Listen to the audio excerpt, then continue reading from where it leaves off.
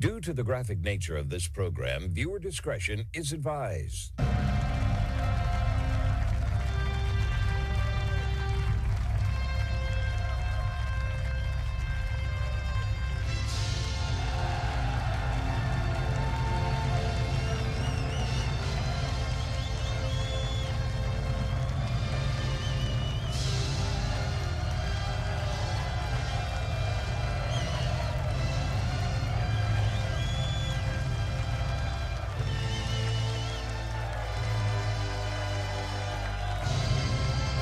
Hello, everyone. It is the Monday, March 9, 2026 episode of The Marco Dre Show.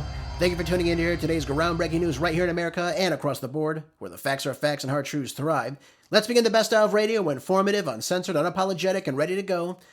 Ladies and gentlemen, hope everyone had a great weekend. Got lots of great articles for us to delve into today and start off our Monday the right way, so be sure to stick around for all of that. We had big news coming out of the Middle East over the weekend, as we are now in day 10 of the war with Iran. The new supreme leader was just announced yesterday. Mojtaba Khamenei was chosen by the Assembly of Experts to replace his father. And the 56-year-old has never actually been elected to any type of government position ever in his life. He did serve as deputy chief of staff to his father for many years, also serving in the IRGC during the Iran-Iraq war. We don't know too much about him, and we aren't privy to how he plans to handle his new position as the number one religious leader of Iran. But unlike his father, who was opposed to having nuclear weapons, he feels the need now to reinterpret these fatwas that his father issued starting in 2003. Now imagine that for a moment. The United States and Israel killed the number one leader who was 100% diametrically opposed to the development of nuclear weapons, which tells me that the nuclear weapons development is not the main reason for these airstrikes and this war. Now, not long after hearing about the news of the new Ayatollah, President Trump referred to Khamenei as a lightweight and unacceptable, while still trying to sell the war propaganda to the American people. No surprise there, because he believed that the Iranian government would fall on day one, and that he would be the one selecting the new leader, the new government, if you will. News reports are now suggesting that the newly Ayatollah has been recently wounded. I don't really know what that means. It was not expanded upon, so we'll keep checking in that. But President Trump has gone out recently suggesting that we just keep killing them. Of course, referring to their top leadership. To which I respond and say, well, then they'll just select somebody else as the new Ayatollah. It'll go down the line. If we kill the son, the Assembly of Experts finds another cleric to take his spot.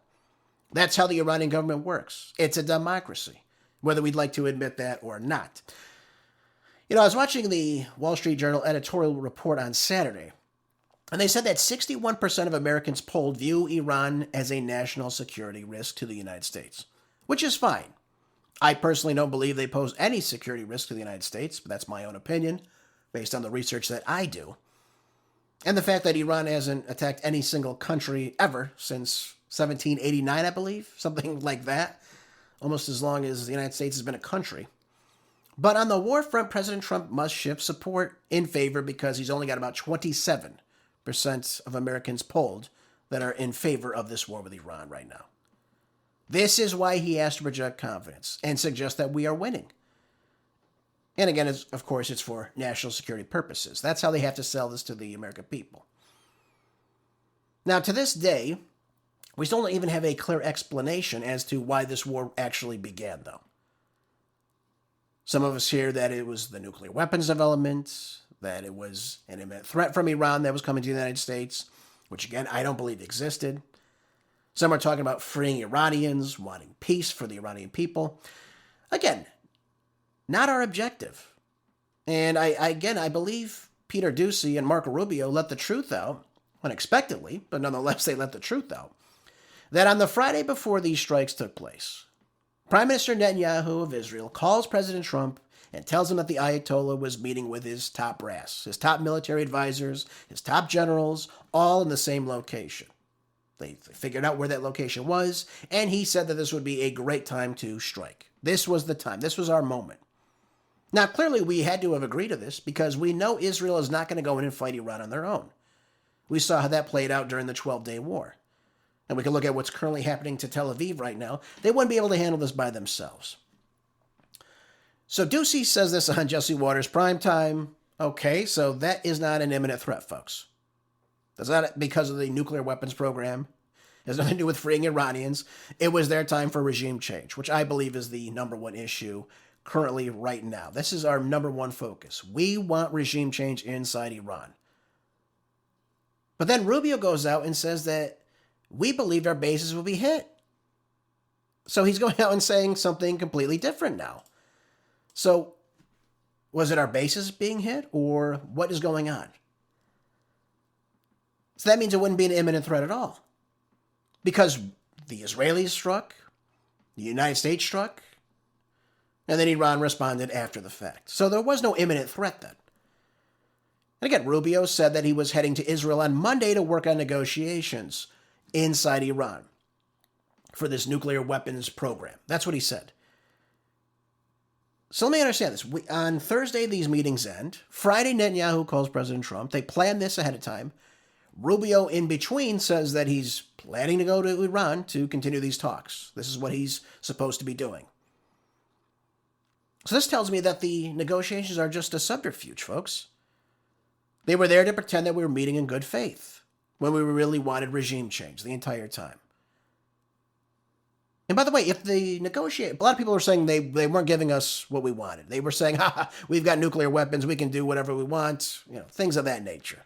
I don't buy it, but that's what they were suggesting. Then why would you schedule another round of talks days later? Why would the negotiator, the leader of Oman, come out and say, yeah, we're making good progress on these talks. We feel it's going in the right direction. Even the Iranian leaders said the exact same thing. They felt things were progressing to a more positive stance, to a more positive understanding. Why would you schedule another round of talks if there's this imminent threat looming? Why wouldn't that be addressed during these talks too, by the way? These are things we have to think about when they're telling us what's going on right now. So right away, we saw that the Iranian people, weren't coming out against the government after these strikes took place, which, again, the United States was hoping for. And we also didn't expect Iran's retaliatory strikes to be so effective. I think we all can agree on that. I mean, I knew that was going to happen because, again, I study these things. I know what's going on. I knew that they had a lot of stockpiles. I know they had new hypersonic weapons they haven't even started using yet. They had a lot of new technology as well. So the United States government either didn't tell President Trump about this, or they simply were not expecting them to actually do what they said they were going to do. But now today, Rubio changed the goalposts yet again. And again, it doesn't make any sense now what they're talking about. Now they've shifted their explanation as to why this war began, I don't know, the fourth or fifth time? Take a listen to clip one. The goals of this mission are clear, and it's important to continue to remind the American people of why it is that the greatest military in the history of the world is engaged in this operation. It is to destroy the ability of this regime to launch missiles, both by destroying their missiles and their launchers, destroy the factories that make these missiles, and destroy their navy. I think we are all seeing right now the threat that this clerical regime poses to the region and to the world. They are trying to hold the world hostage. They are attacking their neighbors. They are attacking neighboring countries, their energy infrastructure, their civilian population. They're attacking embassies. This is a terrorist government. This is a terroristic regime. And we are seeing them conduct terrorism using nation-state elements, using weapons like missiles and one-way attack drones. And the objective of this mission is to destroy their ability to continue to do that. And we are well on our way to achieving that objective every single day with overwhelming force, with overwhelming precision. The military, the United States military, the men and women in uniform are conducting an extraordinary operation.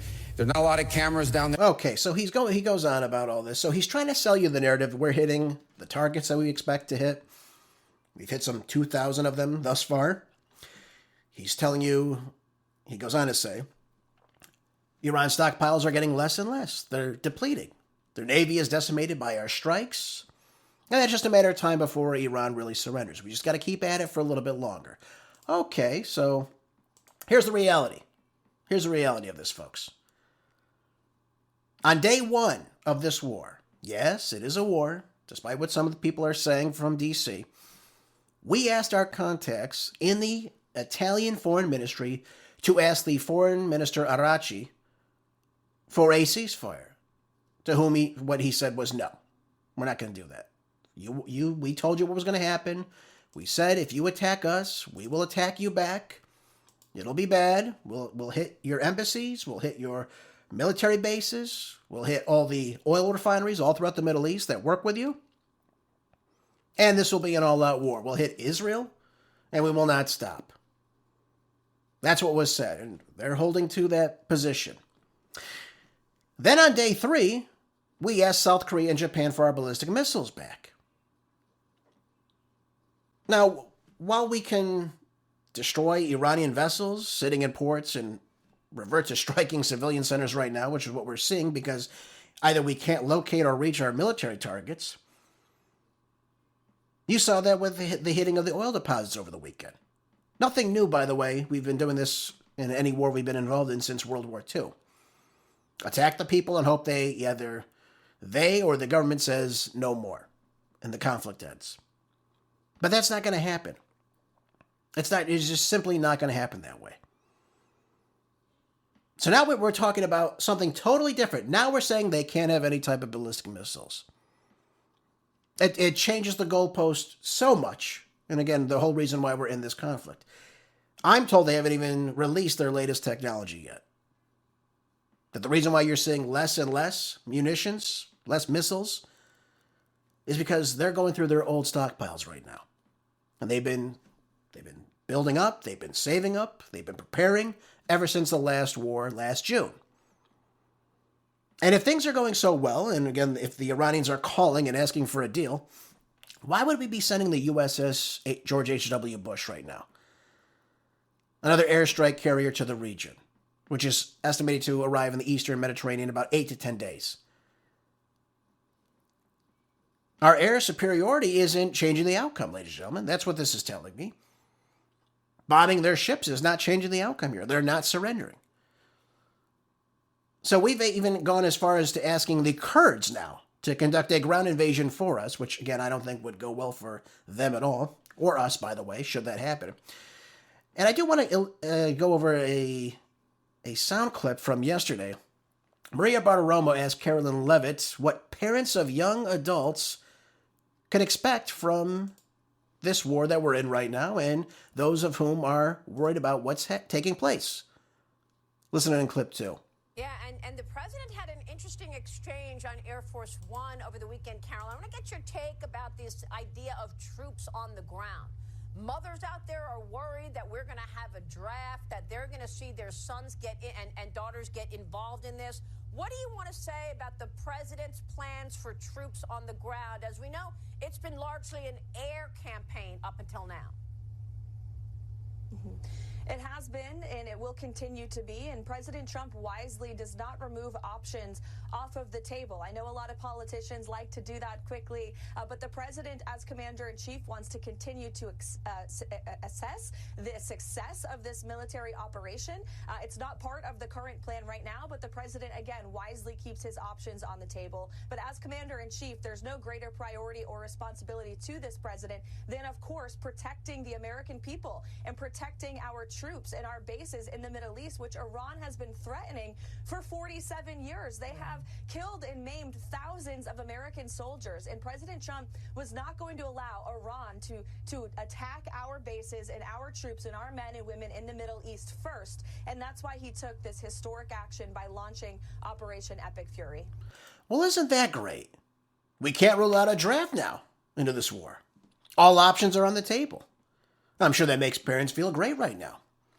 Why would Iran attack us first when they said they were willing to negotiate and agree to meet with us yet again and left the final meeting saying they believed there was progress?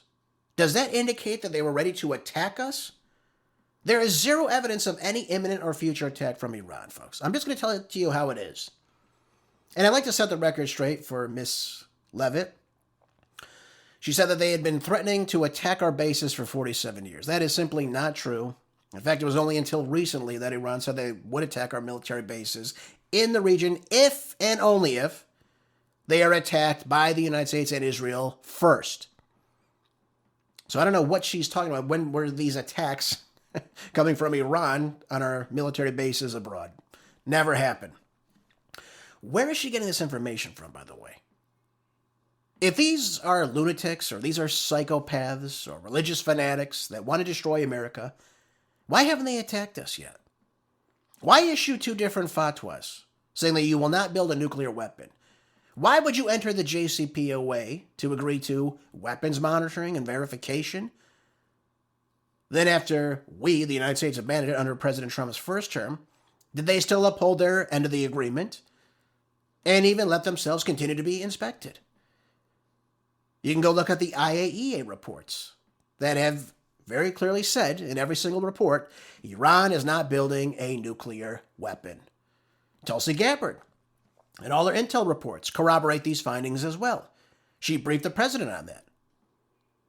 But who does President Trump listen to? Obviously, he's listening to Prime Minister Netanyahu on this. And again, it does seem like we are in this for the long haul. Ladies and gentlemen, I do believe that this is going to be much, much longer than just 4 to 5 weeks. I think this is going to carry out for several months, at least. We obviously would hope that this would end sooner than this. And again, I have to be honest with you. This war is going to get worse each and every day that we're in it. Not just how we are fighting it, but also the economic ramifications of this war. What do I mean by that? Well, we already saw the price of oil earlier today, well above the $110 per barrel mark. As we see, the supply from the Persian Gulf has been shut down, and it will continue to go up. We are just seeing the start of all this. And then President Trump goes out and says it's a small price to pay for defeating Iran. I'm sorry, but how does a regional war in the Middle East help the average American citizen? It doesn't. It doesn't at all. And we went out and we saw as Israeli missiles hit an oil deposit inside Tehran. There are now concerns over environmental effects that leave civilians at risk for their health, of course, as one can imagine. We have oil spilling out of this deposit, not only producing thick clouds of smoke billowing over Tehran, but it also leaked into their sewer system, setting it on fire. So there's a lot of things going on right now inside Tehran. It's not very good. It's not very good. But again, I don't think it's going to change the focus of the Iranian government. I think they were expecting these things, and I think they are going to go in on it because they know this is it for them. If they surrender, they are done as a people. That's what they believe. And by the way, let me just talk with you really quickly about oil prices because that is the big number one issue right now. And again, we see this out of CNBC. It says here as the latest update, says West Texas Intermediate crude broke above the $100 per barrel mark overnight, trading to hit more than $119. This is the first time it's been over $100 since 2022. So we can all remember the economy and what was at stake at that time under the Biden regime. And what we're seeing right now is that it was up 4% at around $95 a barrel at the international benchmark for Brent crude, which added 7% to $99 a barrel. U.S. oil prices began the year at below $60 a barrel. So we see a massive spike in these oil futures right now. They jumped up considerably since we began this adventure in the Middle East right now. Well, we should be slashing prices and trying to figure out ways to reduce the price of oil, to reduce the price at the pump when we go and gas up. We're seeing them now reverse. We're seeing everything go up considerably. And right now, the current price for WTI is $94.42 a barrel. Brent crude is up at $98.50 a barrel right now. I mean, it is going to continue to go up, folks. And the longer that supply is dried up from the Middle East, you're going to see those prices continuing to go up extensively. That's the way this is going to go. And once those prices go up, well, the price of getting any type of good to market, that's also going to increase as well. It's supply and demand. So we've got a big issue on our hands. Again, this plays out as long as this war goes on. Because I do believe they will keep that straight shut. I really do believe that. So we've got a big problem on our hands with all this. And let me come back to the oil production aspect of it really quick. Let's think about this too. We've got allies all around the world, Europe, Asia, you name it. Let's look at one of our allies. Japan gets 72% of their daily oil consumption from the Persian Gulf. That's a lot. They're not getting that right now. South Korea gets 65% of their daily oil consumption from the Persian Gulf. Not happening right now. India gets 50, China gets 20, Europe gets roughly 18%, and even our country would get 2% of its oil consumption from this region. Not happening right now. Lots of these refineries have simply shut down, and it doesn't just start back up, folks. These processes take weeks sometimes to get them back up and running. Iraqi oil production, for example. Again, a big OPEC producer. Just to give you an example about them, they produce roughly 4.3 million barrels of oil per day. A huge producer. Thanks to this war now, they're down to 1.3 million barrels of oil per day. So you see the production, you see the supply now, globally. 20% of the world's global oil supply is now no longer there. What does that do to prices? It's going to make them jump right up.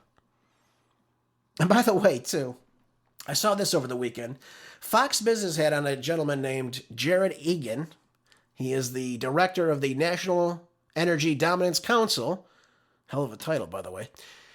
And he said that the long-term gain is to get massive oil deposits out of the hands of Iranian terrorists. That was exactly what he said, word for word.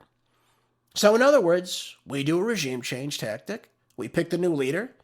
They give us exactly what we want. By the way, this happens all the time. Just go look at Venezuela. We'll talk about that momentarily. But I want to focus on Iran right now. Clearly, other lesser motives are at hand here. Whether dormant to the American people or not, there are other issues at hand here. We pick the leader. The leader lets us come in and exploit the oil deposits, for example. Same old trick, folks. Same old trick. It happens time and time again. So there are other motives at play here, too. There's other economical aspects of this. Why we would like to go in and have regime change. But what I'm trying to explain to you is that this will be the collapse of the global economy. Of a massive scale if this continues on for much longer. Who will these countries blame, by the way? Well, they're going to look at Israel and the United States because we started the war. And by the way, I would be very surprised if this war, and especially with the other nations like Saudi Arabia, who have said that we abandoned them already, will allow us to rebuild our bases inside the region. What does that do for our global hegemonic pursuits from the Wolfowitz Doctrine standpoint, if we can no longer have our military bases all over the world? It shrinks our global outreach and, of course, our global control. In less than a week, Iran has destroyed $5 billion in radar technology all throughout the Middle East of ours, using thousands of dollars worth of drones. That's all it did to take down these massive, and expensive radar systems all throughout the Middle East. You know, it might have been a good thing that President Trump wants a $1.5 trillion national defense budget for fiscal year 2027 after all. We got a lot of rebuilding to do, folks. Lots of it. A lot of these military bases are now inoperable. They've got to be rebuilt. A lot of the technology we have in the region has got to be rebuilt. And of course, we have our diminishing stockpiles of ballistic missiles that have to also be rebuilt. That's all that has to take place. There's got to be a lot of it now moving forward. So Iran, by the way, moving over to them, they struck a desalination plant inside Bahrain, which is crucial for drinking water for the people. Let's remember, they're in an arid desert climate. There's no access to running water in that region. So how long are these people going to last? How long will our allies in the Gulf Arab states last? How will they appreciate what we're doing for them? Especially if there's no access coming into these ports. So again, how are we going to give them this humanitarian aid that they desperately need to their people? Why did President Trump start a war during a midterm election year 2, by the way? It's beyond anything considerable that I can think of. Which brings me to my next point. Who is advising the president on all this? What are they telling the president? Nobody knows. But we know it isn't anything based in reality. Certainly not from a long shot. President Trump, I do believe this, by the way. I do believe President Trump was sold that this will be another in and out like Venezuela. You'll be called a hero. You'll take out the dictator, right? That's what they'll call it. You'll be praised for it. There'll be peace now. The Iranian people in America will love you. But the reality was the Iranian people didn't appreciate this inside Iran. They had massive support coming behind the Ayatollah as recent as to a couple of weeks ago. They had 20 million Iranians in the streets during the National Rally Day, all coming out at the behest of the Ayatollah Khamenei. That's what was the truth of the matter. 20 million people came out in a city of 10 million people, folks. That is a lot of support behind your government in a country of 93 million people. So again, I don't know who is advising the president on this, who told him this was going to be a great idea, who was telling him that Iran is on their last leg. I don't know. I could imagine who it would be. But again, is it based on anything in reality? I don't think so. So I've talked to you about how inflation will again increase inside the country as well because of this war. Not only abroad in Europe and Asia, but right here in America. But many of our alleged allies in the region are going to be really facing this economic turmoil very, very soon for them. And if this war goes on for several months, you're going to see lots of humanitarian crises exist as well. A lot of it's already set into place, already set into motion. We talked about the shutting down of the Strait of Hormuz, for example. You see the Gulf Arab states, by the way, a lot of them get their food imported. Roughly 80-90% are relying on food imports into the country, which are now at a major risk because all their ports are shut down. The strait is shut. It's not opening back up as long as this war goes on. So now you have no food, no water coming into these Gulf Arab states now.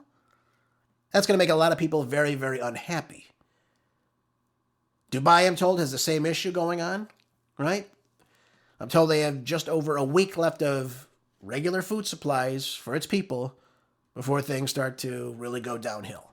And just like many of these other Gulf Arab states, like Kuwait, Bahrain, Qatar, the Saudi Gulf Coast, are now all in jeopardy as their major ports are not operational because Iran has shut down the Strait of Hormuz. These vessels are just either sitting in port or they're sitting in the Persian Gulf. They're not moving.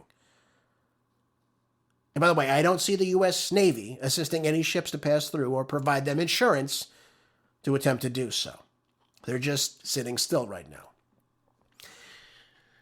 In Dubai alone, look at this stat I've got for you. In Dubai alone, the Jebel Ali port provides roughly 50 million people, and along with its airport being closed, have lost out now on $500 million per day.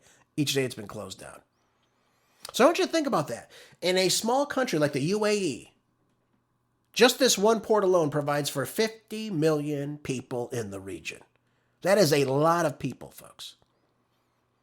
Now, it's very possible they will try to resort to land routes going through a country like Saudi Arabia to open up access to the region. That's very possible. And you can believe me when I tell you this will greatly increase the cost, though, for all these items, just across the board. That'll be much, much more expensive to track it that way. I don't believe the American people enjoy seeing us spend $1 billion per day on this war, too, with no end in sight of it. These are the same amount of money that we spent bombing Yemen for 52 days straight. And we still couldn't defeat the Houthi rebels inside Yemen. And yes, Secretary Hegseth, we also controlled their airspace too, didn't we? And we couldn't even take down a small faction inside Yemen. Look how much bigger, look how much more powerful Iran is. Now, President Trump, who has said that he and Netanyahu will determine how this war ends, what he should do is really get on the phone and say to him, listen, I was told this war would be done in a day.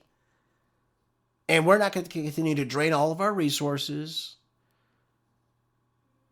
and especially drop any support from our allies in the region. If you want to stay in, fine, we are going to be pulling out. I think that would be the more rational thing to do right now. I don't think he'll do it. But staying in this war is pretty much meaningless at this point. Even though we are making several hits on the country, I don't believe it is going to sway the regime in charge right now. I just don't believe that. I don't see that happening. I don't see the Iranian people going away. I don't see them accepting a regime change. Certainly the one that we would like. Again, I would say he should try to broker peace with the Iranians, but at this point, I doubt they would even believe anything coming from this administration. After being attacked twice during these negotiations, I don't see that taking place. President Trump obliterated, I'll use the term obliterated, he likes to use that term too, so I will as well. He obliterated any meaningful chance to create peace with the Iranians, and what you're seeing now in the Middle East is his failure of that. Remember, when diplomacy doesn't work, when these types of negotiations don't work, the last resort is war, folks. And it's always been that way. Like Gerald Celente always says, when all else fails, they take you to war. Well, that's what you're seeing right now.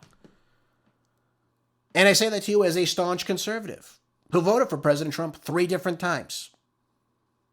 But he did not run his foreign policy like this. He didn't run his campaign like this. He ran on the ticket of peace.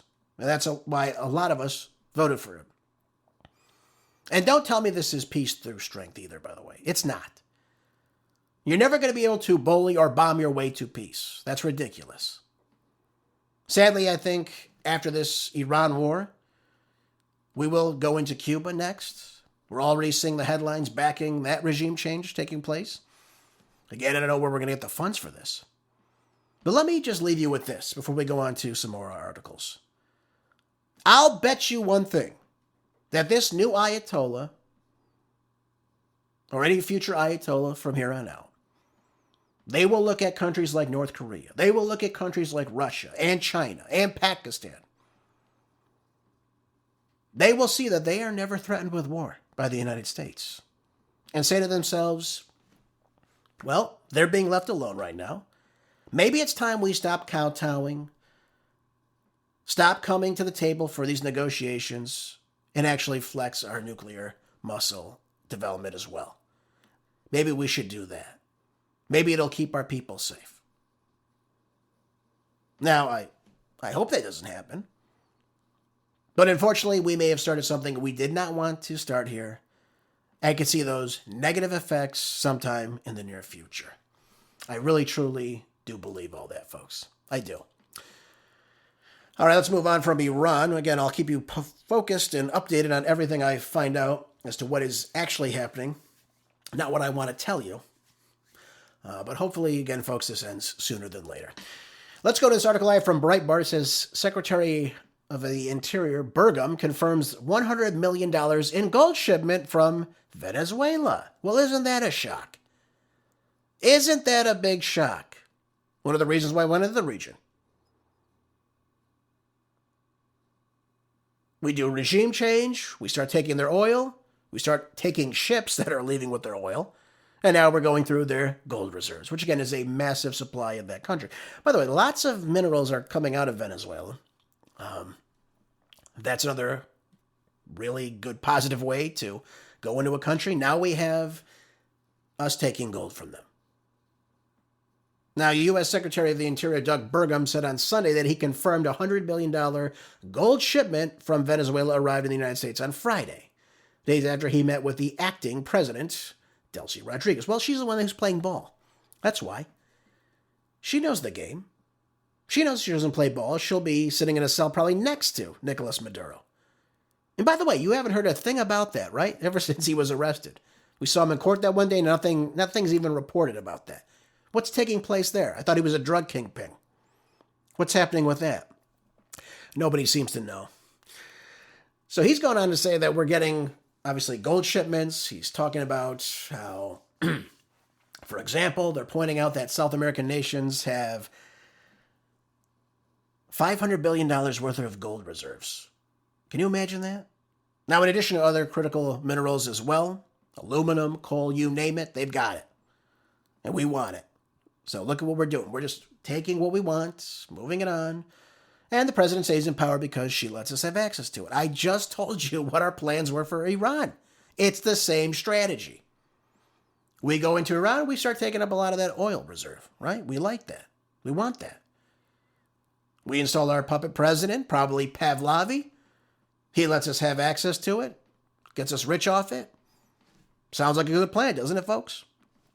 Well, doesn't sound good for the people that live in these countries. I thought we were there to free the Venezuelan people. By the way, how's that working out? Is Venezuela all of a sudden a rich country? And how are they going to get rich by giving us over $100 million worth of gold reserves to ship to the United States? Makes you wonder, doesn't it, folks? Look, he went on to say, Doug Burgum, this is, that's both for industrial purposes as well as for other commercial uses. Well, no kidding. Our gold reserves are probably empty, so this makes sense. Last week when he traveled to Caracas, he met with President Rodriguez and other interim regime officials as part of the United States' efforts to establish a legitimate mining sector inside Venezuela and secure critical mineral supply chains. That's what it's all about. That's what we're working for. So we're not only going to be working from the oil sector, which again is going to take lots and lots of money to develop. I told you a while back when this first took place, it's going to take about $183 billion with a B to go in there and get this oil production working to what we'd like to see it as. Right now, you can only extract about, I believe, 734,000 barrels of oil per day. If I'm not mistaken, that's really what the latest number is. You can't get a lot. And that oil down there is extremely thick, heavy crude oil. So you need a lot of different resources to get it out of the ground. It takes a while. A lot of times this technology, this infrastructure, it rusts out because, again, you're dealing with such thick, heavy crude oil that you got to replace things time and time again. So it's a big process. It takes a lot of money to get this out of the ground. That's why you had the CEO of Chevron come out and saying, hey, listen, this is not really investable right now for us. This is going to take a lot of money before we even start seeing any profits from this. And instead of coming through a pipeline, like, for example, the heavy crude that comes out of Alberta, this is it's some of the thickest crude oil in the world. Some people told me it's like as thick as peanut butter. That's how thick this oil is. So it takes a lot to extract it from the ground. It costs a lot to refine it, to get it to the shelves to be put into use, too. It's not that cost effective. It's not lucrative like you think it would be. Now, it is a very big oil reserve. I won't deny that. It's a massive oil reserve. It has 303 billion barrels of oil. But this is not just a get-rich-quick scheme. This is going to take over, I've been told, decades, really, to get this up and running to what we'd like to see it as. So Doug Burgum can sit here and say, well, this is great. We're getting all this oil. Yeah, but it's going to be on a much, much smaller scale. You've got to put it on an oil tanker. It's got to come to one of our few ports that can refine heavy crude oil like this. Its API gravity is very, very low on the scale, which means it's very, very thick. And then you got to refine it. Well, I think it costs an extra $20 just to get it in the barrel and put it on a oil tanker and get it to the United States. So you've got to do refining before it even gets to the United States. You've got to invest this money into it, and then you got to ship it further, and then it takes a while to refine it to get it to where you want it to be. So again, it's not a get-rich-quick scheme. It's not. And it's really, especially now with the Strait of Hormuz shut down, you're still seeing the global oil supply cut by roughly a fifth, maybe even a fourth. We don't know yet. So just because we're getting some oil coming in from Venezuela, it's still not going to change the fact that Brent crude's going to go up, WTI crude's going to go up, and not only that, it's going to cost even more to get this oil you're shipping in now to be refined, to be able to be used. That's the way this is going to work. So again, I'm really happy we're getting these gold deposits that we're taking from Venezuela. I don't know what a $100 million gold shipment really is going to change, especially as far as our reserves. But it's nice. I mean, I guess it's nice to have that, right? Don't you think it's nice? I mean, I'd take a gold bar, wouldn't you? I just don't know what that's going to do when we're $38.5 trillion in debt. I guess nice to have that safe haven asset, though, isn't it, folks? Let's move into an article I have in the California Post. This is shocking, too. This came out over the weekend. It's written by Miranda Devine. Very good article. And we have Mayor Zoran Mamdani showing his real true colors over the weekend now. He responded to this attempted ISIS-inspired bombing by these two teenagers, I'm told now. Right? They threw some IEDs at police officers in anti-Muslim protest inside New York City. And what does Zoran Mamdani do? Does he come out and say, we should condemn violence? No, what's the first thing he does? He talks about white supremacy in a city that's 35% white. Not shocking, but he eventually got around to saying violence at a protest is never acceptable. Okay, that's great. First of all, that wouldn't be a protest, that'd be violence. That'd be a riot in many cases. That'd be terrorism, if you think about it another way. But it took the NYPD Commissioner, Jessica Tisch, to come out and issue her own statement for the full gravity of the issue to really be acknowledged that this is not right. These two suspected ISIS sympathizers who threw these handmade bombs into a group of police at this anti-Muslim protest just outside of Gracie Mansion, by the way, where he lives, yelling Allahu Akbar, you would think he would come out and condemn this. Well, it's not good enough for the wonderful New York City mayor, folks. I got to tell you. Now, thankfully, these improvised explosive devices did not explode. They were put with shrapnel, things like nails and bolts and what have you. They did have fuses with them, but they did not detonate, which is great because obviously this could have killed and maimed many people nearby. Commissioner Tisch said that the bomb squad had examined these devices, claiming that this was definitely not a hoax, that this was not a smoke bomb or anything like that. This was an actual IED that could have really caused serious damage and serious death to many people in the area, should that have actually detonated. Can you believe this? Can you believe this is happening now in one of our biggest city, the number one financial capital of America? You're seeing teenagers now in the streets throwing IEDs at police officers. You ever wonder why this doesn't happen in states like Florida, states like Tennessee? It's amazing to me that we don't see these in states where law and order are taken seriously. But in a city like New York, where you have a mayor who wants to defund the police, wants to re-examine law enforcement, we see people acting out as such. It's interesting to me. It really is. This is not good, folks, that we're entering a time in this country where people believe that all speech against them is violence, and that violence is something that should be tolerated for their cause. It's very interesting to me. And by the way, this is an 18 and 19-year-old. They're both from Pennsylvania. They've both now been indicted on federal charges. Absolutely, 100%. That's the right way to do it. And attempting to support ISIS, right? This is, by the way, I talked to you guys last week about this. I said groups like ISIS, the Taliban, Al-Qaeda, all these different types of groups in the Middle East, since 2000 are responsible for over 80% of all the global terrorism in the world. And this is who these two are supporting right now. One of them is a senior in high school. And he said that he wanted to be even bigger than the Boston Marathon bombing in 2013. This is what this guy wanted. This is what they want. This is who we've let in the country. Can you imagine that?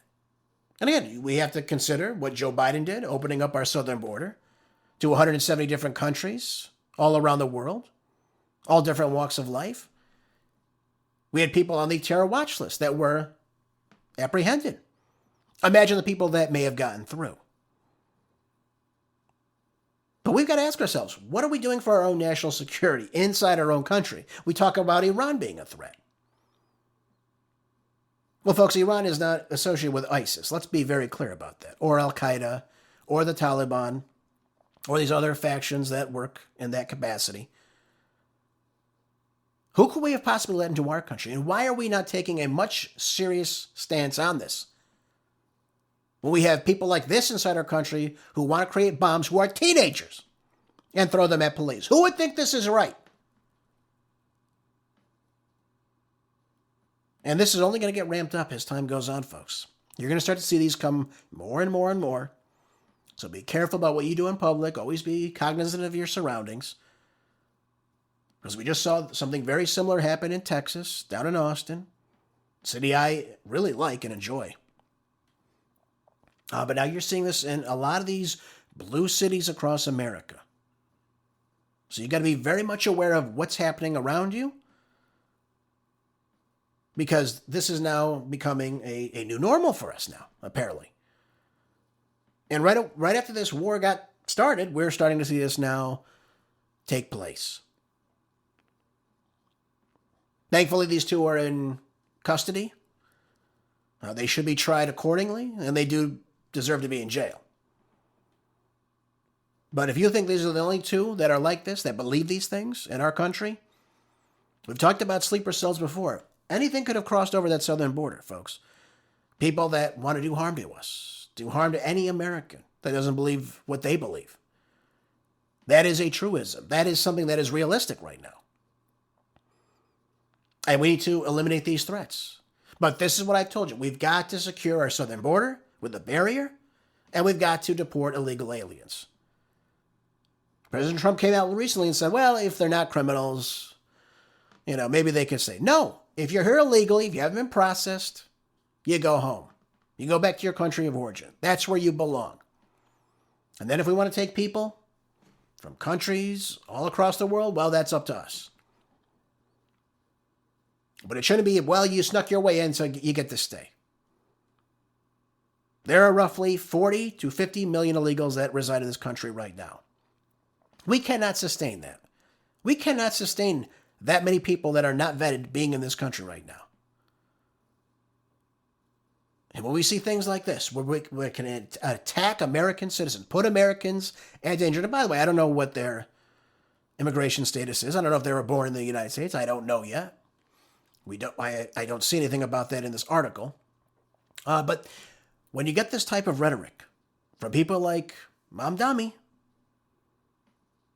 or when you hear this from other people in these communities that speak out against the United States, and by the way, freedom of speech is one thing. But acting on violence from terrorist groups is a complete different thing. And we've got to make sure that we get ahead of it, not behind it, folks. That's just all I'll say to you right now. Something positive that took place over the weekend recently. The FBI secretly seizes election records from Arizona's largest county as voting probe expands. This is something I think we all can get behind too. We talk about the SAVE Act as of late, and President Trump is adamant about signing this, and I think John Thune needs to get to work on this to help get this passed as soon as he can. But a grand jury recently, subpoenas have been seen coming out of the Arizona Senate, raising concerns about dating to voting elections back in 2020. Now, the FBI is expanding this criminal probe and into suspected election irregularities. This is something we need to get behind. There is a large tranche of voting records from Arizona's largest county, that would be Maricopa County. Again, that really determines the outcome of what takes place in the state, more or less. But they got recent grand jury subpoenas coming out. We have multiple people familiar with this probe. And really, they've got to get to work on this. What you saw, dating back to 2020, concluded that there were significant irregularities going on in this county.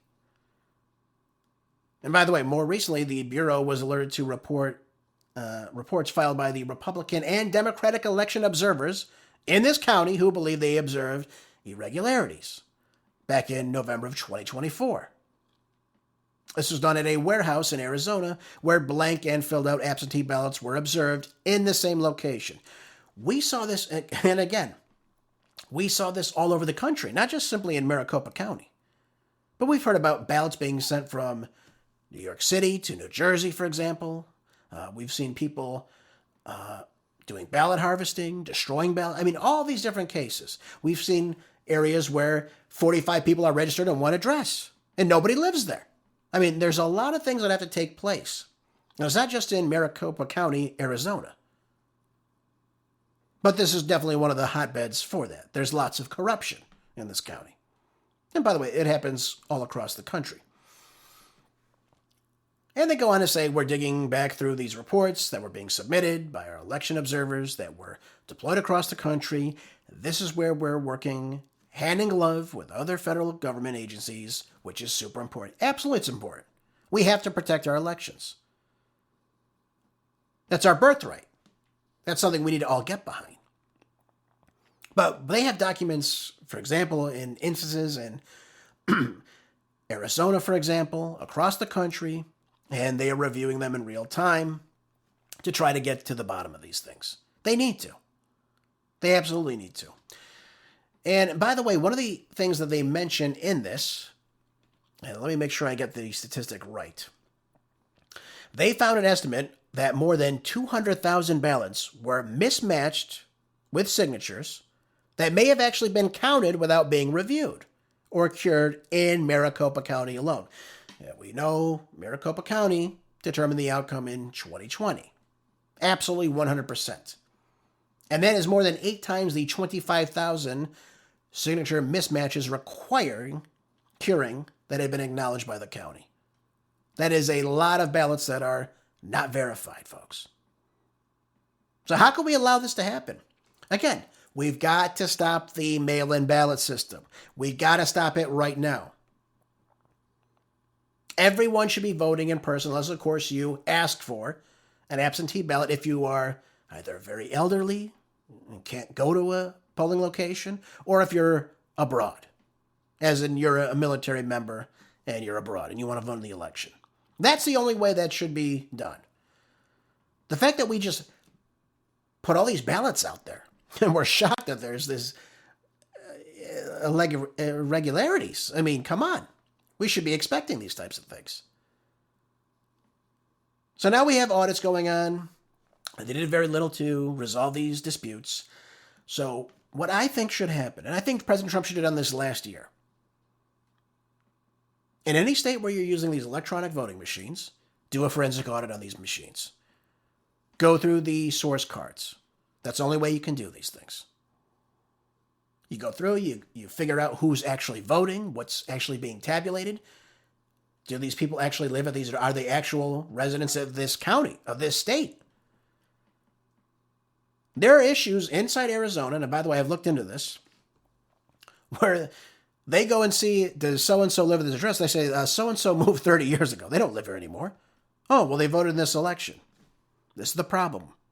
What should be done right now with this SAVE Act, first of all, every single state has to clean out their voter rolls. Everyone should reapply to register to vote. At their sworn address, they should have the right documentation that proves that they are an American citizen, 100%. And they start over, and then they go through the voting procedures. What should be done to ensure voter integrity? What they should do, everyone gets a ballot when they go. Everyone gets a carbon copy of their ballot when they leave. They hold on to that carbon copy. That ballot obviously gets submitted, right? Then they can go online and they can see how they voted at their precinct. So, for example, they know if they're voter 100, they can go online and say at precinct, 10, whatever it is, in their county, whatever it is, I don't care. They click on their precinct, they could go in and they could say, okay, I'm voter 100. Let me see how my vote tabulated for everything. Oh, okay, I voted for this person, that person, yep, everything checks out. Then I could see how that tabulates from voter 1 all the way until the last voter and how it works out. So, I was the 50th person that voted for Donald Trump, whatever it may be, I don't care. But you get to see how those votes get tabulated. You can go through each and every person. Of course, it doesn't say your name, but you know exactly who you are because you got that number. But this is how we can make things work. And if you see something wrong, like, oh, wait a minute, it says I voted for Kamala Harris in 2024. I didn't do that. Then there's a case that can be made. Listen, I voted for Donald Trump. Here's my ballot. There needs to be a very big correction. And if there's something wrong with the way I voted, could it be possible that they're tabulating this for other people? But that's how you can do these things. But the way you go through that is you forensic audit and you go through the source card. And I guarantee you, as sure as I'm sitting here, in any of these states where there is no voter ID present, no voter ID laws, you're getting a lot of corruption in a lot of these elections, particularly not only in the state and local elections, but also the congressional, also the federal too. Because you can have people voting that should not be voting.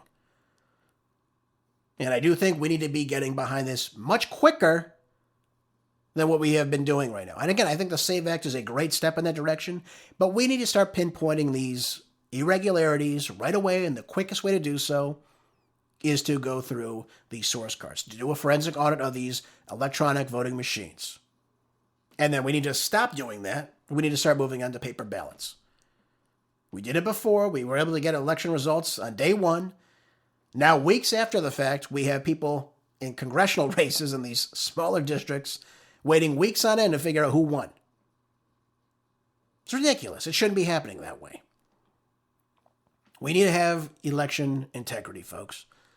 We need to be able to know exactly who people are voting for. Hands down.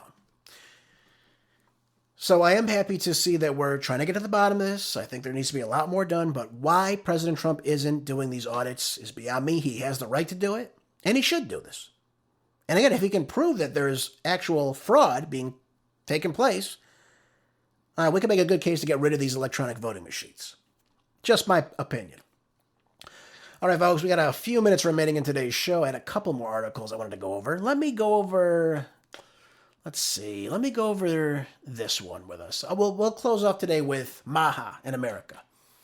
MAHA. This is out of the Hill. It says that the childhood obesity rate is at a record high right now as MAHA presses for changes to kids' diets. Well, this is something that's been known for quite some time. This isn't a new phenomenon here in America. I think we all can agree on this. Now, while these federal changes to, for example, cuts to food assistance programs and, of course, the revamping of the food pyramid have reignited debates over how to handle the issue of obesity, there's still a lot much more we need to do. One of the latest CDC reports that came out last month showed that more than 1 in 5 U.S. children and teenagers were now considered obese between 2021 and 2023. Compared to only 5.2% between 1971 and 1974 in America. Well, what changed? Well, the food pyramid was one of the first things that changed in the late 1970s. We started doing different things. We did. We started changing the way we ate. We started going for more whole grains and rices and breads and what have you. And we started moving away from the fats and the whole proteins, which is where we should be. And by the way, the number of children with severe obesity in recent years hit a record 7%. That's a lot of kids that are obese.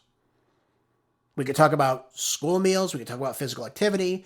We could talk about weight loss drugs. Have all become talking points of the MAHA movement. But one of the things that I think we can really consider in all of this is, number one, the food in America.